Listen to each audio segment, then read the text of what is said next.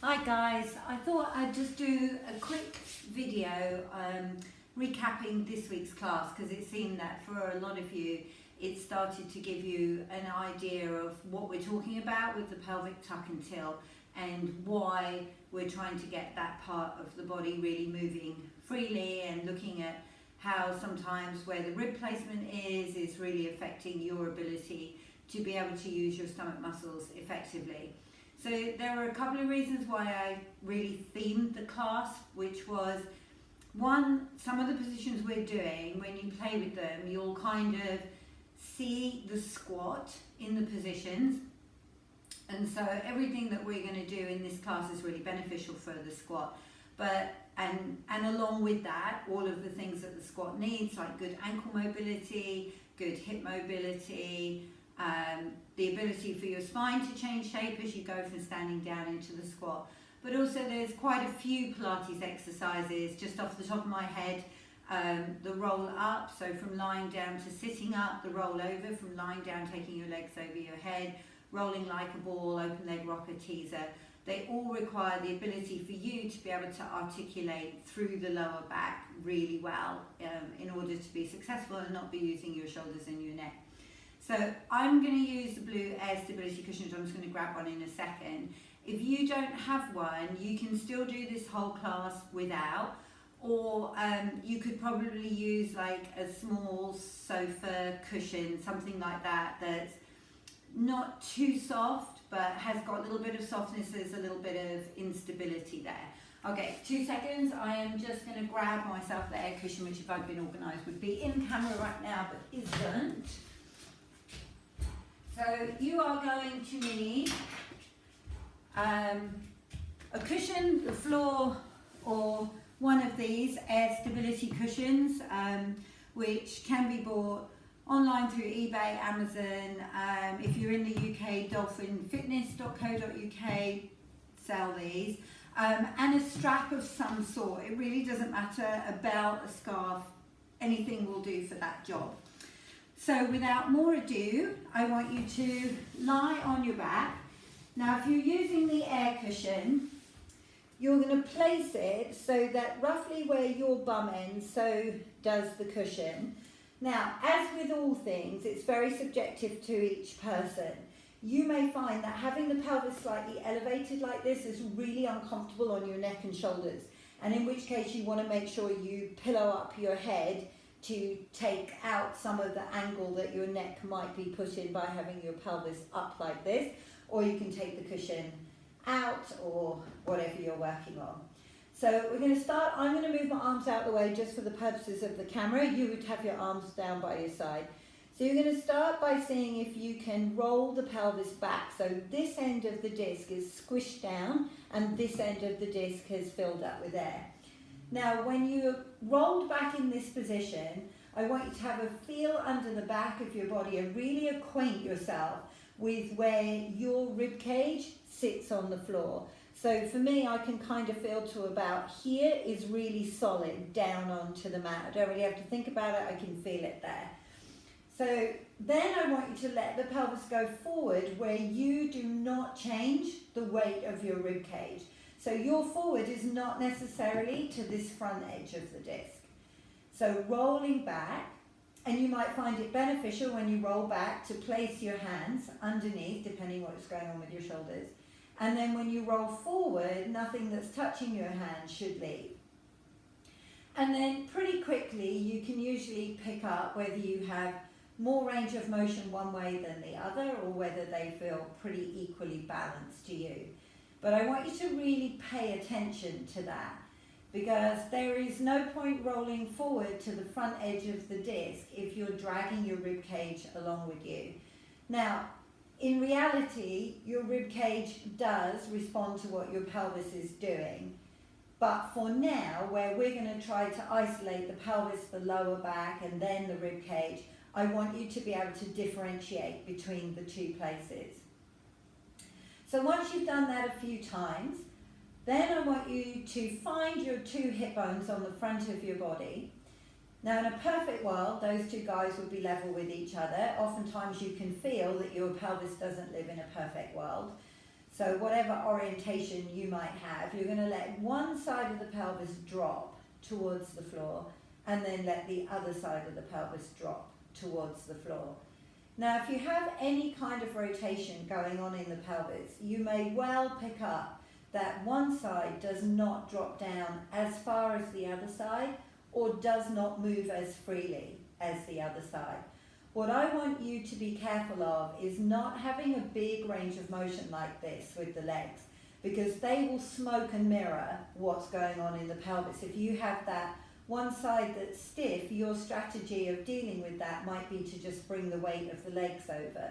We really want to get a clear picture of what's not moving, to see if then you can just begin to play with this movement to remind the body there's this whole space that you might not be using. So once you've done that, we've gone from belly button to pubic bone and we've gone from hip bone to hip bone. So now I want you to join the cross up. So you're going to drop back to your belly button, circle over towards one side of the pelvis, really doesn't matter which way you go, forward towards the tailbone sacrum, back towards the other side of the pelvis and back to the belly button.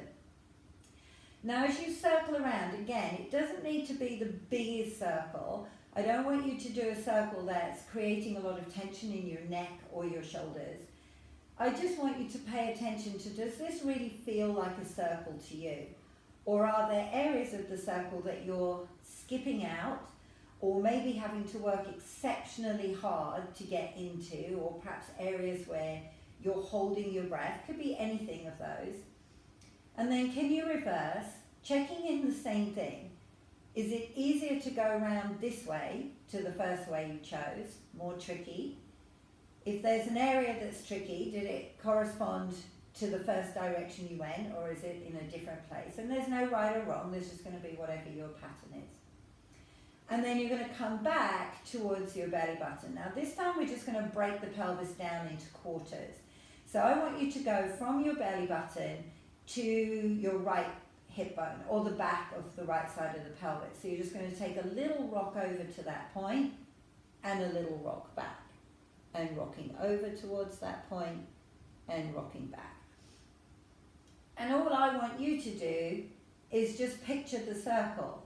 You're doing the top quarter of the circle, or if a clock face makes more sense to you, you're doing 12 o'clock to 3 o'clock or 12 o'clock to 9 o'clock. And you're trying to get a sense of, does this movement roughly feel like it would be moving around that quarter? And how does it feel for you to move in this quarter? Is this an area that's just very, very easy for you to move around in? Does it require a lot of thought, maybe a lot of effort, creating a lot of tension, maybe holding your breath?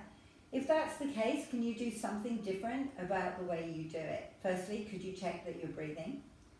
Secondly, maybe for you, you have to check in that could you maybe go quicker, slower? Maybe you could make like a smaller inner circle. But something about your movement pattern that's making it tricky for you is not worth repeating. You want to see if you can find a different pathway.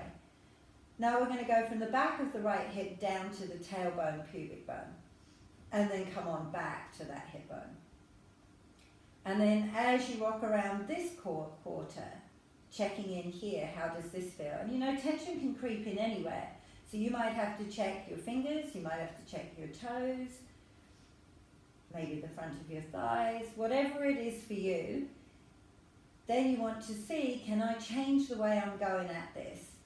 Can I change the pace? Can I change something about the way I do it? How about the breath? Now we're going to go from pubic bone up to the back of the left side of the pelvis and down, or the left hip bone and down. Or you'd be coming from 6 o'clock to 9 o'clock, or 6 o'clock to 3 o'clock, depending how your head pictures the clock.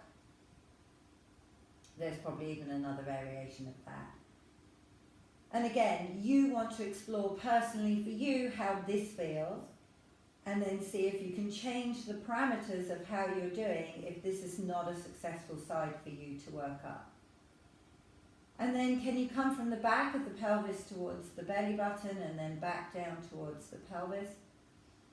So what I want you to do is not get hung up on whether you're doing it right or wrong or how you're doing it, but to just explore the movement for yourself and see if there's a different way you could do it, if the way that you're doing it is not particularly successful or helpful for you.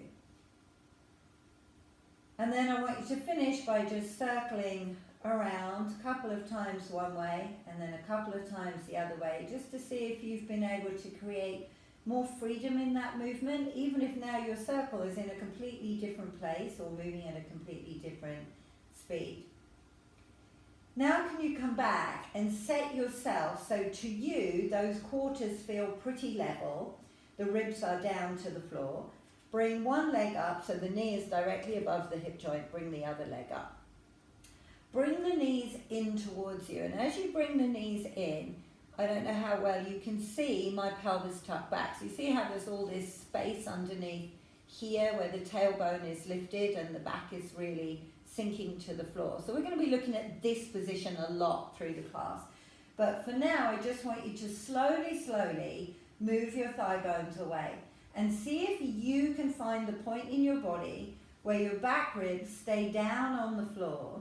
As the pelvis moves forward, you want that place where there's some tension in the front of the abdominals, but you're not feeling your back under pressure. And then bring the knees in. So as you do that a few times, yours might look very different to mine. You may be able to go a lot further than me. You may be working a smaller range of motion. We all have our own particular pattern of posture. So I want you to become familiar with the place where the ribs stay down, the legs go forward, taking the pelvis with them, but to a place where the work is in the front of the body, but your back isn't under pressure. And the other thing to look for is that there's no pressure here in the side of your neck or your shoulders. So if there is, two things: pillow up your head and then reduce the range of motion here until you're not creating tension in your neck and your shoulders. So for me, this is about where I need to be. So now you're going to keep that angle at the knee and let one leg go forward toward the floor. And you're going to see where you can go to without losing those parameters and bring the leg back. And then taking the other leg toward the floor and bringing it back. Now, it could be different between one leg and the other. So my right side will travel much further before I begin to be aware that there's a bit of tension up here at the top of my neck. The left leg, not so much. That one doesn't get anywhere near as far before I start to feel the tension here. Now that's just generally because I tend to work more into my left side than my right side. Who knows why? Who cares why, really? We're just going to work on, or I'm going to work on trying to balance that in my body, but your pattern could be different and your legs might be both working exactly the same. Alright, so this is the last one. And then you're going to bring your feet to the floor and take your cushion or whatever out of the way. And again, for purposes of the camera, I'll stick it there. Okay, so then you're going to stretch out. I'm going to go head out of view for a moment to see if we can get my feet in. They need to make the pad screens bigger. So you're going to point your feet away from you and then pull them way back. And again, point the feet forward and pull them back. Now, generally what you can't see in this position is what your feet are doing on this pull back. So there's a few parameters I want you to put in here. When you pull your feet back towards you, if your heels are popping off the floor like this, there's a high chance that you're locking out the back of your knee to compensate for lack of motion in the ankle. I don't want you to do that. I want you to make sure your heel stays down. Even if you feel like you're blocking some of your range of motion, you're just going to have to trust me that you're really not. You're working in your ankle as opposed to your knee. And the other thing that you might not see yourself doing, or you might want to bring your head up and check, is sometimes that baby toe side of the foot, I'm just going to shift up the camera a bit, is still kind of pointing away like that. So I want you to really think about bringing that baby toe side of your foot back towards you to see if we can get that connection coming all the way up through the back of the legs. Okay, next time you have your feet pulled back to you, rotate them out so they're going to like a 3 o'clock, 9 o'clock, point them forward, turn them towards each other and bring them back. Now, as you circle around here, in theory, you should be able to feel the thigh bones rotating with you, that they also get to turn out and turn in. So if you're not feeling that, put your hands on your thighs and just see if you can pick up the motion of the bones. And if you're pretty sure that you can't, check that you're not bending your knees, because I've seen a lot of that where as the ankle circles, the knee bends to help out the ankle and it takes the movement away from the hip joint. So again, your ankle circle might have to be smaller than you think. So I want you to finish with the two legs rotated out away from each other. Paint a center line down your body and then bring the legs to that center line. Now, depending on the structure of your legs, in an ideal world, your heels will be touching, but for some of you, you may find that the inside of the knees touches long before the heels. Just live with that for now. Take your hands to the back of your head and bring your elbows forward. On your exhale, curl up, looking out through your toes. Can you get that sense of the legs staying turned out, but hugging into this midline, and then inhale to release down. Exhale, point your elbows directly forward at your toes. Inhale to release down. As you come up though, your hands are light on the back of your head. There's absolutely no reason for you to be yanking your head around. All right, now on the next one, we're going to stay up there, reach the arms forward and let them start to pump. Breathing in, 2, 3, 4, 5, and exhale, 2, 3, 4, 5. Inhale, 2, 4, 5, and exhale, 2, 3, 4, 5. So remember, if you need to, you can put your head back down on the floor, keep the arms and the breath going. Otherwise, bring the right leg up for one round of breath. Can you keep that slight turn out and that feeling of hugging into the center line, and then switch the legs? Now, because I'm talking, I'm probably not counting and breathing terribly efficiently, but you want to make sure your leg is held for one full round of breath and then switched over for one full round of breath. Okay, we're going to go last one on each side, and if it's too much, you can just skip out the lift of the legs and just work on the upper body. All right, and then let it release down. So if you need to, turn on your side, come up to sitting, or bring your knees into your chest, rock up to sitting. And then if you have your air cushion, you're going to take that and take a seat on it. And if you don't, you can sit on your living room cushion, or you can just sit on the floor. If you're using the air cushion, I want you to sit right in the middle of it.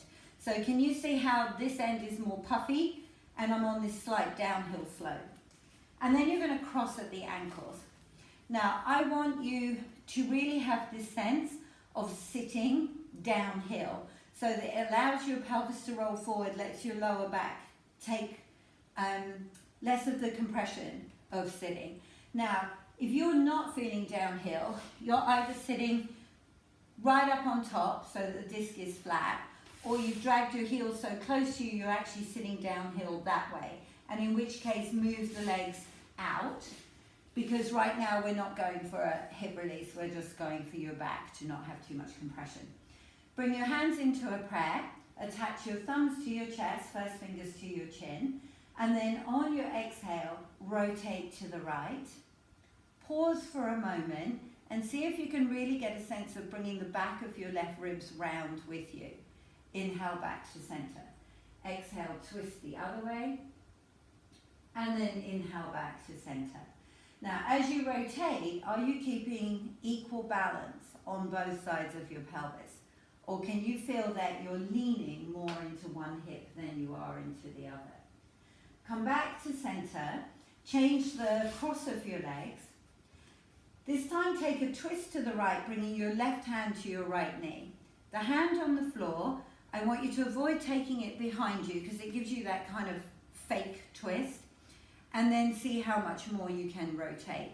Can you watch this alignment, that your chin is in line with the center of your chest and not whacking out here over your shoulder? And then go around to the other side, same thing. You're going to encourage the ribs to come round. You're going to try to really get that sense of chin in line with the center of your chest. One more each way.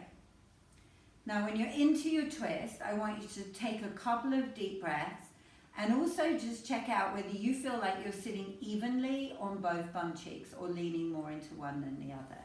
Last time to the other side, and again, same thing. Can you check out that the weight is equally distributed between both sides? And then come on back to center. So in center, I want you to bump down onto the floor and bring the disc, my fault. Stay up there, 2 minutes. And if you're already on the floor, stay on the floor. So you're gonna cup your knees, okay, be on this slight downhill, so you've got a lift in your back. And then I want you to just lean back until you can see your elbow joint pretty straight. Now in that position, can you roll your pelvis forward and your pelvis back? See if we can do a better view of this. Okay, so the pelvis goes forward, the pelvis goes back. Pelvis goes forward, pelvis goes back. And so just like lying on your back, hopefully you can feel the air in the disc is changing. Now when you roll back, I want you to hold there. This time, can you bring one hand on your chest and one hand on your ribs? Now, if God blessed you with boobs, you want to get your hand underneath and up. Sorry to be so graphic, but you want to be really up where the ribs join. I want you to roll the pelvis forward, but I don't want you to do this to roll the pelvis forward. So you roll back, and then you're going to see, can you keep your ribs and your chest down and move the pelvis independently? So under this hand, you don't feel any bones pushing forward. And under this hand, you don't feel the chest going up and going forward. All of this stays super quiet to let the pelvis do its thing. And just this may take quite some practice. It may be that this is a point where you stop the video and you just play with this for the next few days until you can move your pelvis without your rib cage swinging forward and back. But we're going to move on. So you're going to hop down in front of the disc cushion, or you're already on the floor. Set up the same, lean back, take the hands back. Now I want you to roll down to, if you had a belly button on your back, where that would be. Once you've found that point, go a fraction above it. Now the most common thing I see here is, because this is a hard place to hold right here, most people will drop back. So the disc is doing the bulk of the work and you're doing very little of the work. So I want you to be in this much more forward position where your neck is not cranked back. And effectively you're more or less where we were a moment ago. Hands cross over your chest. From here, can you drop the ribs in a hair more and drop back? Drop them in a hair more and drop them back. We'll take this hand out of the way. So right here, pulls in a little bit, releases. Pulls in a little bit, releases. If there's a volcano going off in your stomach right now, you're doing it right. If your back is hurting, you're either not far enough down or you're too far down. Alter your position, play with it till it isn't, because it shouldn't hurt your back. And then roll on up. Okay, so wherever you have the arms crossed, change it. Maybe I'll go, I don't know if there's much benefit from this way. We'll stick this way. Okay, so we're going to go back again, rolling back, belly button goes on, and a hair above it. Now if you're very tall, you might have to do bum more forward and not be sat so close. And then tiny drop of the ribs and a release. Tiny drop, release. Barely moving, but internally it feels like the fireworks are going off. Last one. And then roll all the way up. Okay, now we're going to set this to one side. I want you to hold on to the back of your knees and then walk your feet back towards you until you can't walk them back anymore. Can you see how that movement is rolling my pelvis back? Now, it won't do that for everybody. I've seen people bring their heels right in and they've still been right up here. So you want to, when you get back here, go side to side. If all you feel is bum flesh, maybe a little bit the back of the pelvis, you're good to go. Walk the feet forward. When they won't go any further forward because you've run out of arm, go side to side. If now you can feel a pokey bone in each bum cheek, that's great, you've rolled your pelvis forward, but that's not where you want to do rolling like a ball. So walk the feet back in again, see if you can get that ability to roll the pelvis back. And this can be beneficial, just going forward and walking back to see if you can begin to manipulate the pelvis. But I'm going to assume that you can do it. So from that place, where if you go side to side there's no bones, I want you to bring your head forward. So your ribs are pulled in, your chest is down. Can you maintain that as you bring one foot off the floor? Can you maintain it as the second foot comes off the floor? Take one foot down, take the second foot down. So you might find when that second foot comes up, subtly or not so subtly, there's a ping of the ribs, the chest and the gaze. I want you to see if you can hold the ribs back, hold the chest down, and really use the abdominals to bring that second leg up. Now, if you're doing that with good control, can you maintain this whole shape and roll the whole thing forward and go back to that point of balance? Whole thing forward, back to the point of balance. If you're doing that successfully, then I want you to roll back and roll up. But on the roll up, can you come back to that exact place that you were sitting on before? Last one. Okay, now you're going to land the feet, take your disc, bring it in behind you. Send the legs out to straighten. I can't get this on camera, but flex the feet back towards you. Bring the arms forward, shoulder height. So I want you to see if you're able to pull the ribs back to round the upper spine to take your ears between your arms. Now, that is not this movement, and it's not this movement. So you want to feel the whole spine comes up and over to get the head to drop in. Then you're going to roll back where your arms and ears stay together, which might be further than me, it might be less than me.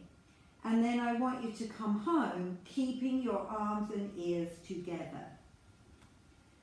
So as you roll back, what you're watching out for is that you don't get to this position and then have to do that with your neck to come forward. Right now, you're just going to play with, can you keep the top of the shoulders relaxed? Can you get your arms and ears to travel as a team?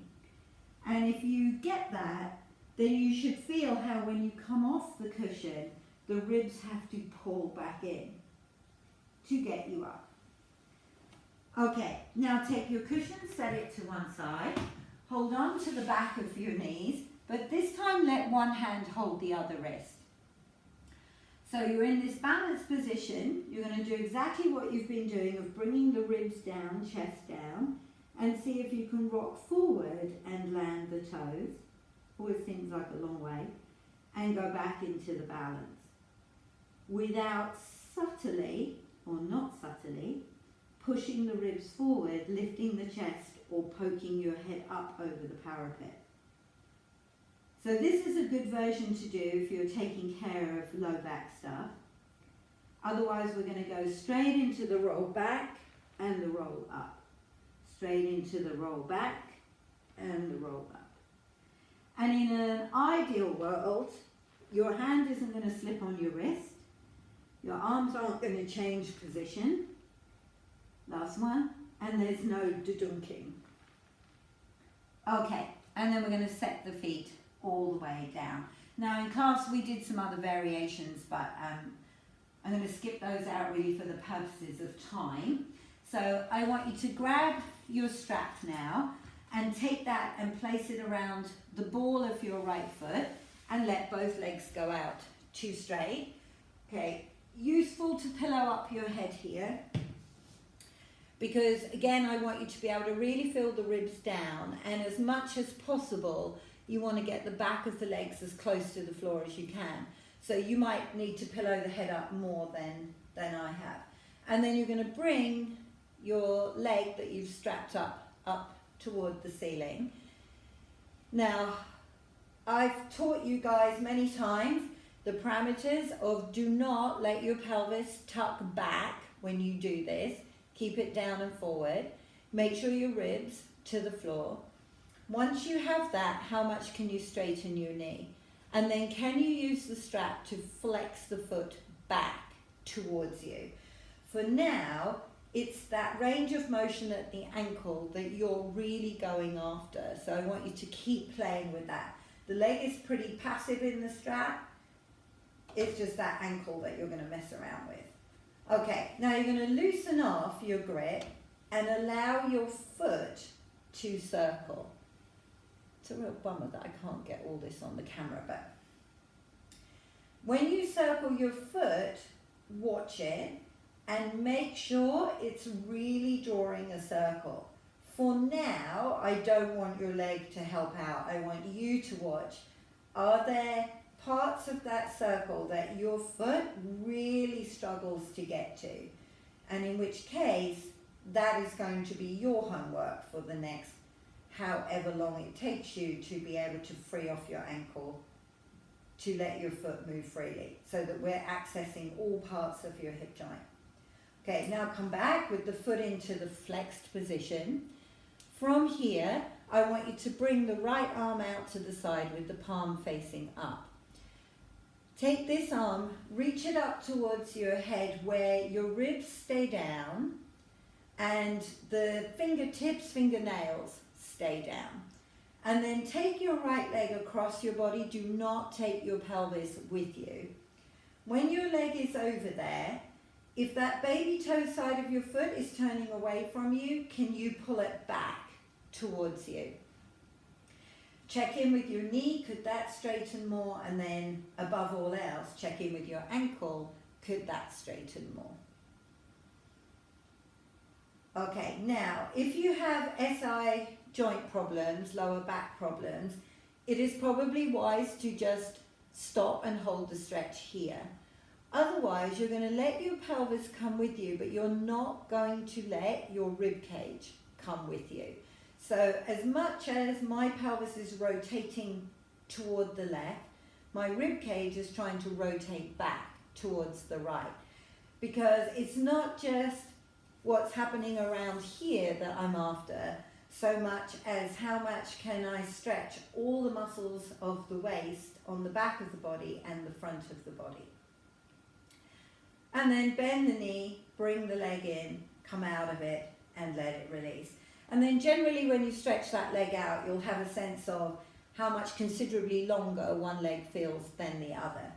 And then hook up the other one, so it goes around the ball of your foot. Both legs go out to straight. Toe up your strap leg. And again, ideally the back of this leg won't really change because you're leaving the pelvis where you set it. You're keeping your ribs to the floor, head down. And then pull on the strap to flex your foot as much as you possibly can. I don't know about you, but I can always feel like how much tighter this leg is or this calf is. It's much more difficult. This is the ankle that I sprained, and even though it's 2 years ago, it still feels considerably different to the other side. And then loosen off some of the strap and start to circle your foot around.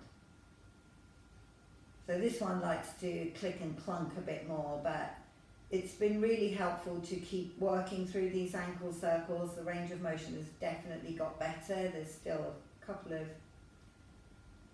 kind of grey areas that I'm working into, and then reverse it.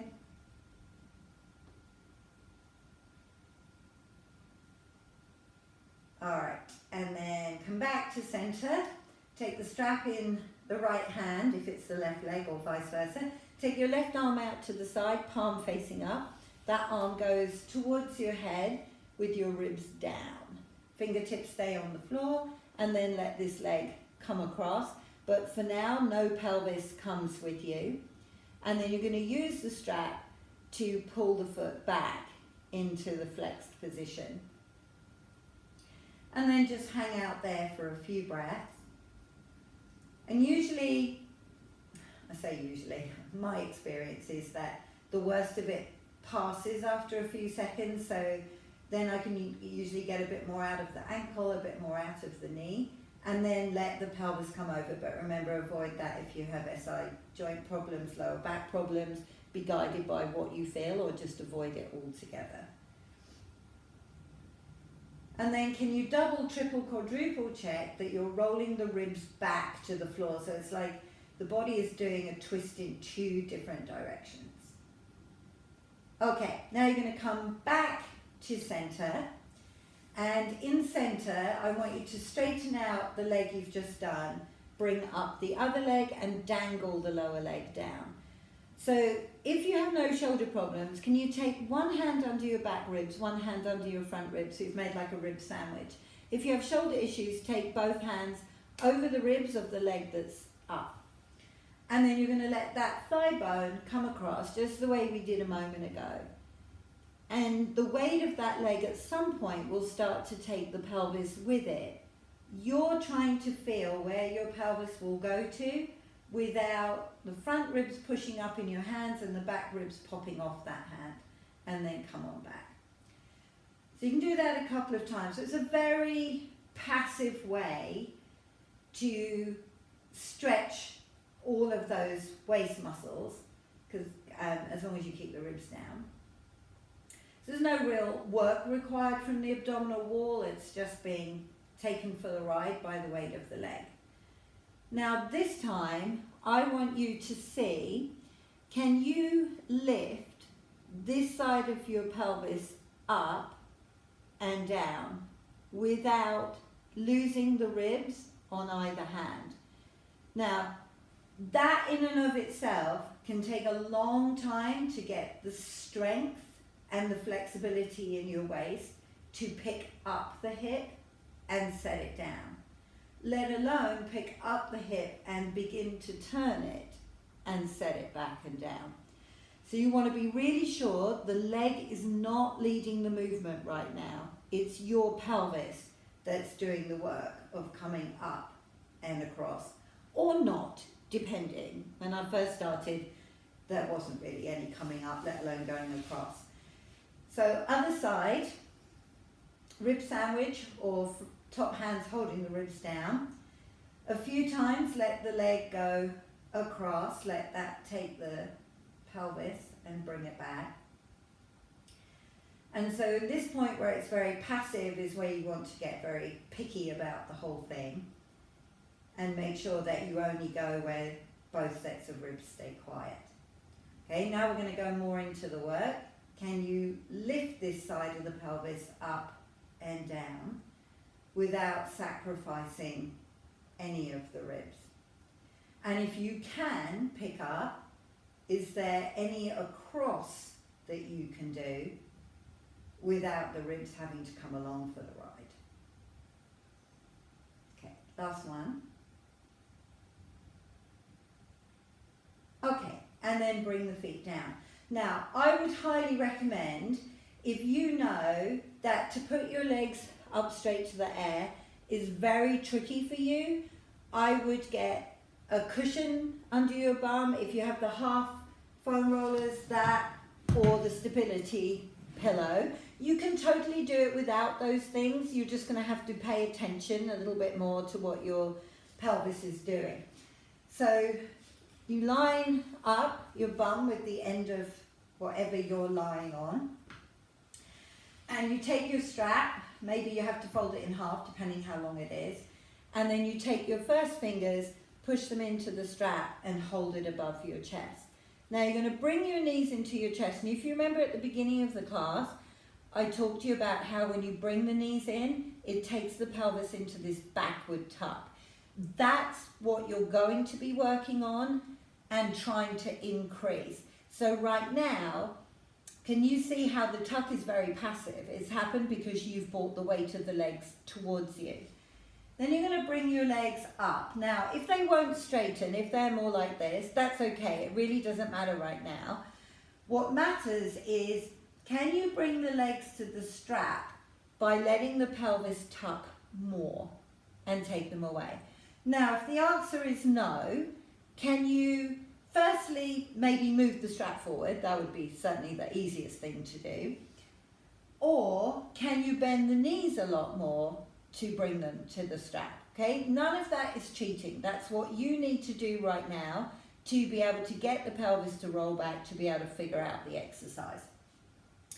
So once you've got your legs to the strap, then you're going to see, can you bend your knees, pass your feet under the strap, hold here for a second, notice how much my pelvis has had to tuck to do this. That's the key to it. And then extend the legs up. Bend the knees in, tucking, and extend the legs forward. Can you see how this position is the squat, but lying on your back? And then bring it in. And then you're going to notice how you're passing your legs under the strap.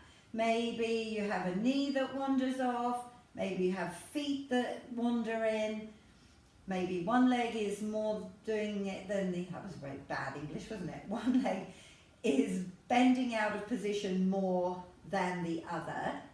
And if we had loads of time, we'd do one leg at a time, but we're just going to stick with two for now. Okay, so you have the rough idea. So we're going to get rid of the strap now, bring your feet down and take your disc out. So whatever you've been using, disc cushion or half dome, or grab a book or something, TV remote control. And I want you to place your feet on that thing so that it's sitting on flat feet-ish. Okay, so number one, you're going to find out very quickly if you don't have much range of motion at the ankle, because your disc is not going to be flat enough to offer somebody a drink on. It's going to be more this kind of angle where it feels precarious. There's no fast bullet for that. That's just going to be stretch, stretch, stretch. And then you're going to imagine you've got this strap right above you. So your knees come into your chest. Now you have to tuck under your own steam to pass the legs up one side of this imaginary strap. Then you're going to bend your knees, pass your disc under the strap, and up the other side. Bend the knees under the strap, tuck to pull them up.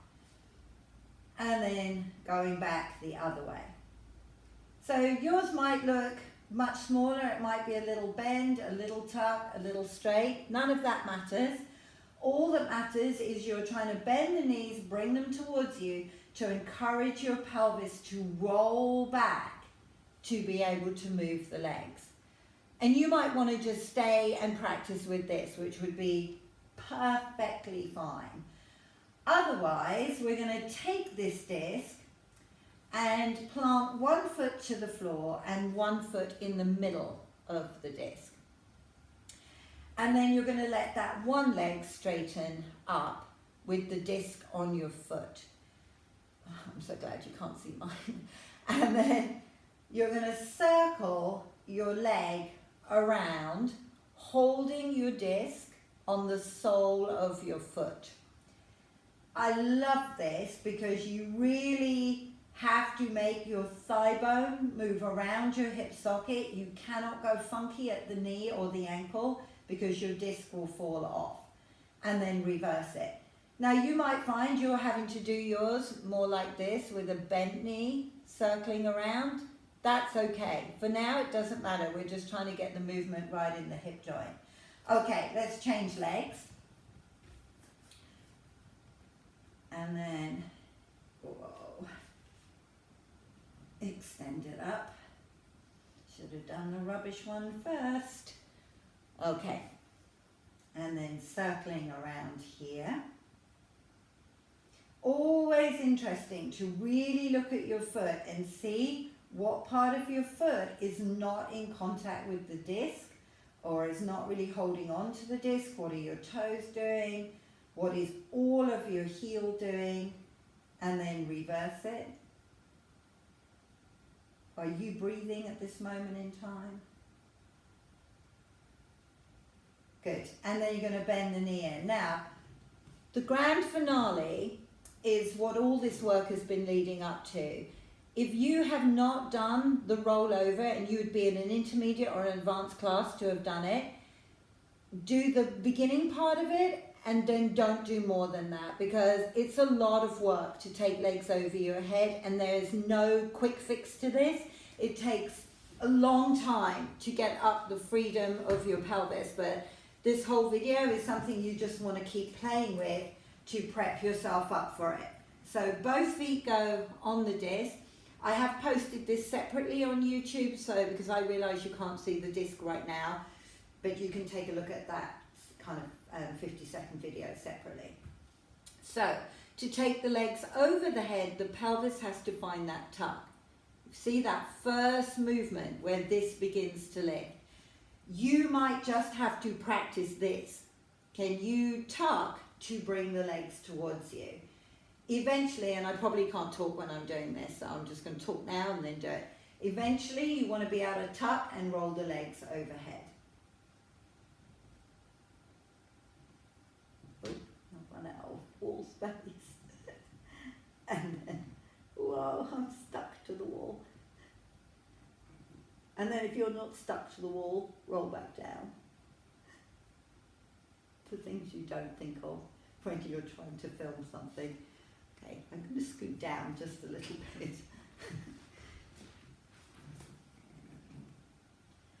All right, so that moment of takeoff, let's do it like this, should be smooth, where you get every bone of your back to come off the floor, pushing equally through both legs. It's a good place to look at your feet.